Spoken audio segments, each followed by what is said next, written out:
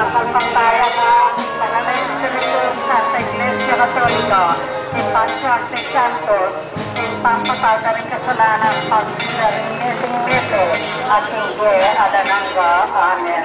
Ito mo ng misteryos kay tunay pagkatawa ng tao